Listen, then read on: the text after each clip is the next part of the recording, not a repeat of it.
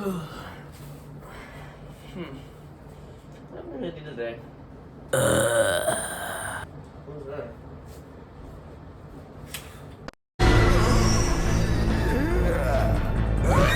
What are they?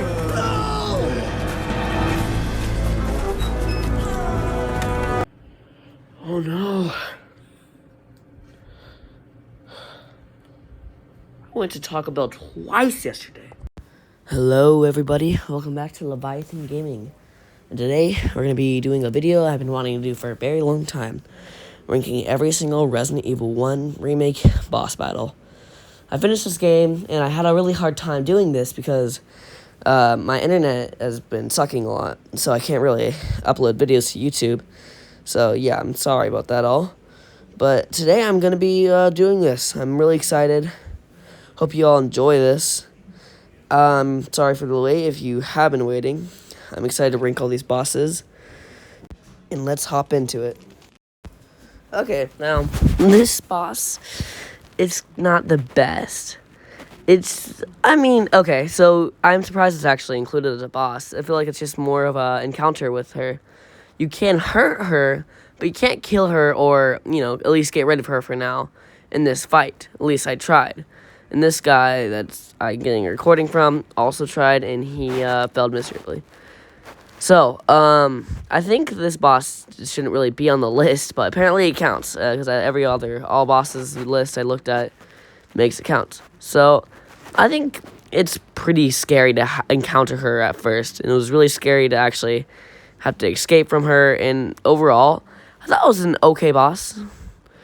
It wasn't an okay boss, but it was an okay, appearance. Not as good as Nemesis or anything, but I really enjoyed it. And god dang, she is horrifying. Lisa is one of the most horrifying characters in the whole franchise.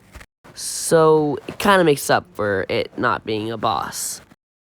This also is one that surprisingly counts. I also think this is just the first appearance of the Hunter, but apparently it counts. The first enemy of Hunters counts as a boss. I don't think all the other ones do, but it's basically a Hunter. That's it. I can say the opening cutscene for this thing is horrifying. Seeing it running as fast as possible, Mach 5 speed, towards your door that you just went through, is horrifying. And then it pops out, and it was indeed very scary. So I give it points for that. They say first impressions have a lasting effect. This boss was freaky when I first saw it. I mean, it's a giant snake. I mean, Yawn is already really scary, but I mean, it was really scary to my mom, and me and her played through the game because she hates snakes. It's her least favorite animal, which I kind of like snakes, but I can definitely see why people don't. And god dang, it is pretty freaky when this first boss comes up. Now, don't get me wrong, it's kind of easy, especially if you have your partner that you rescued in Jill's campaign from this same guy that he got bit by. But this boss, I really like it. It's pretty simple design, but it is a really good first boss. Alright guys, tell me, what do you do when you mix a zombie and Hellboy and a werewolf? What do you get? A freaking demon. Now, it is horrifying. This boss, especially when I first saw it, was scary because I hate things that run at you at full max 5 speed. It's so scary when it just, You have to shoot it with shotgun, and I think I might have died for the first time because I was just so scared. But after fighting, it's really easy. You just gotta make sure to not stop running, and except for when he is far away from you where you can shoot him. But it is a really fun first boss. I know it's technically an enemy later on in the game, but I still do count it as a boss, and it's a really good first encounter, so I had to put it up there. And also, I feel like it's a little bit harder than the other enemies you get, because I feel like I can easily critic kill those ones, but not so much the first one. So yeah, I count the very first Crimson Head as a boss battle. Now, I did not have a fear of spiders until I played this game, man. Okay, technically, I got a bad dream off the spiders, and then that's when I started to get a fear of spiders. But This is the reason why I had that bad dream. This monster, the black tiger, the biggest spider with a whole bunch of smaller big spiders skirting at you, don't put that in any other context, is a really good boss. Now, don't get me wrong, at the beginning of just killing the black tiger is a little easy, but don't forget you have to deal with all the other smaller big spiders. So it ends up being a pretty difficult boss. And if you get poisoned and you don't have healing items, it does suck. But yeah, overall, it's a really scary boss. It's fun. It's not super scary, but it's a really good boss. Now, this boss, okay, now it's a really good first impression. Don't get me wrong, the boss is pretty easy, but it can be difficult because he can one-hit kill you, or not one-hit kill you, but really lower your health. If you're at full health, you'll be in the red when you get hit by this guy once. Not only does it have one of the best first opening cutscenes in video game history, but it's just it's scary. Look at this thing. It's huge.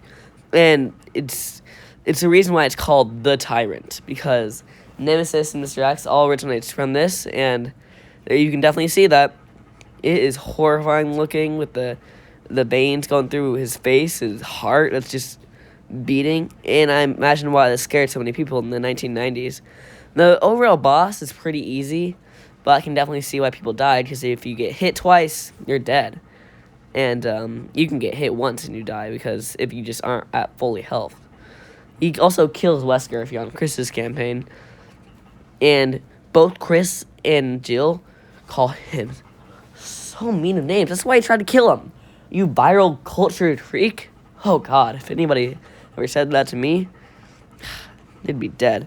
But the overall boss is pretty easy, I have to say. But it's just a good boss. It's really good design, and I love it.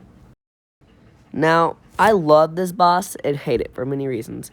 Mostly because, like an idiot, I didn't get the certain crests in time, so I had to replay this boss like 3 times because I ran out of saves, so I had to keep on doing this over and over again. But the overall boss is probably one of the best bosses in the game. It is really cool because it's different from all the others. You gotta shoot it to delay it so it doesn't come near you too much. And you gotta throw those rocks off of the building to pull open the coffin to make it so she will take the skull and fall off. It is pretty fun and a really good ending to Lisa, the little nemesis of this game. Like, Lisa was really scary. Well, probably the best part of this game, honestly, not gonna lie. And I really love Lisa's character, and this boss is really good. I enjoyed seeing her throughout the game, and because she's always so freaky design and all that. And probably the best part about the Resident Evil remake, not gonna lie. Alright, now this boss I actually have to tie with Lisa, because I love the area you're in, but it's also a lot better than the very first Yawn fight, because I feel like he's a lot harder in this one. You can go behind the bookshelf and juke him out. There's a lot of different ways you can do strategies and stuff. And he dashes in this one, which I don't think he did in the OG Yawn fight. I think Lisa might get a little higher than this Yawn, but I do love this fight because it's really cool. Because he didn't, like, if you're like me playing this boss later on, like after Lisa, you haven't seen Yawn throughout the entire game, so it makes this boss really good.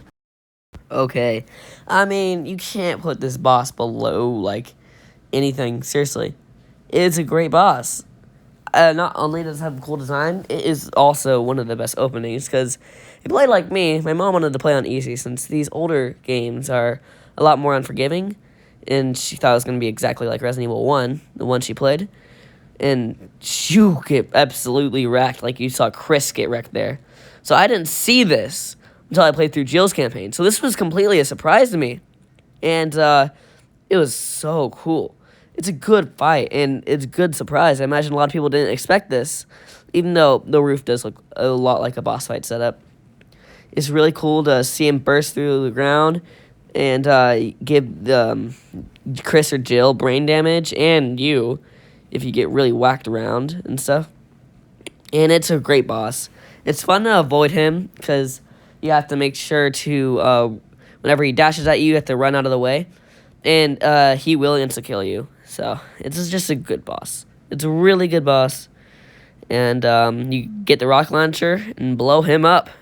And it's a really, really good and solid ending to Resident Evil 1 Remake. A fantastic game. Okay. Well, I finished Resident Evil 1. Did all bosses video, and I did everything I wanted to do with that game. I guess I'll move on to Resident Evil 2, but I can't record it because my PS4 kind of sucks in that way. Huh. I guess I can take a little break from Resident Evil. I have an Oculus here. It's got Blair Witch. Why don't we try it out?